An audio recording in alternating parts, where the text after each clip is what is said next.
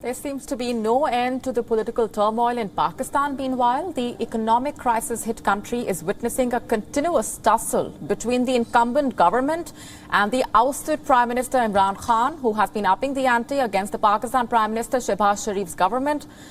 The PTI chief has again reiterated his demand for early general elections. He also has sought the Pakistan Election Commissioner's resignation, claiming that the Election Commission favoured the ruling PML-N in the Punjab by-polls.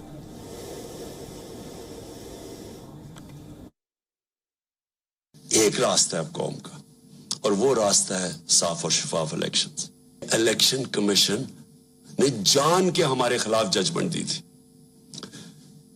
इस election commissioner के ऊपर हमें कोई इत्मीनान नहीं है। Imran Khan leveled the allegations during an address after his party registered a thumping victory in the Punjab by-elections.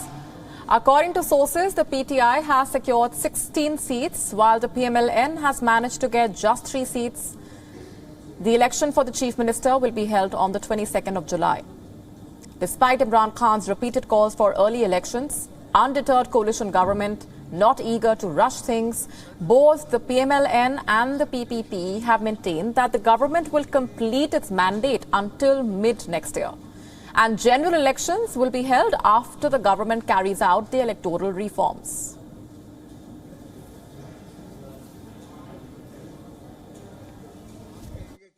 अभी आप हुकूमत मरकज में बरकरार रखेंगे या अर्ली इलेक्शन में जाएंगे? इंशाल्लाह नहीं, अर्ली इलेक्शन में नहीं जाएंगे। हुकूमत अपनी टर्म पूरी करेगी। सितंबर अक्टूबर तक तो आप रहेंगे, उससे पहले नहीं जाएंगे? नहीं जी, अगस्त 17 2023 तक रहेंगे इंशाल्लाह। After Imran Khan cornered Pakistan's Election Commission, the PML-N Vice President Maryam Nawaz took to Twitter to call out the ousted Prime Minister, saying that his remarks reflect his fears of being exposed owing to an embarrassing defeat and PTI's clean sweep in Punjab. Shehbaz Sharif has invited leaders of all the coalition partners for a meeting. The alliance partners will now mull over fresh polls. Amid rising political and economic woes, Pakistan is hoping for a bailout package from the International Monetary Fund.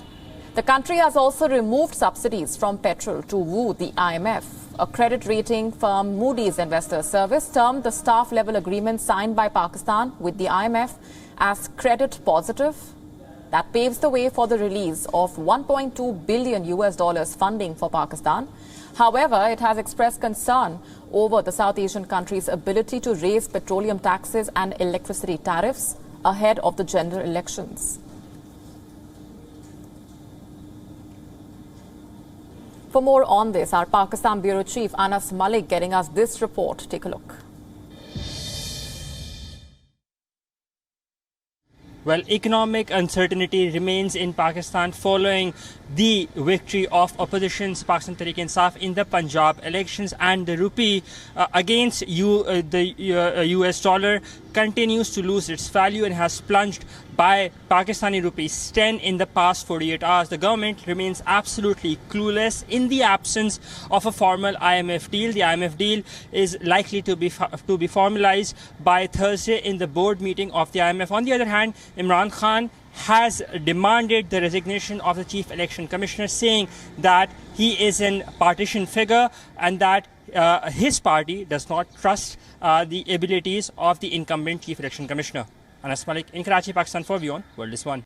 WION now available in your country. Download the app now. Get all the news on the move.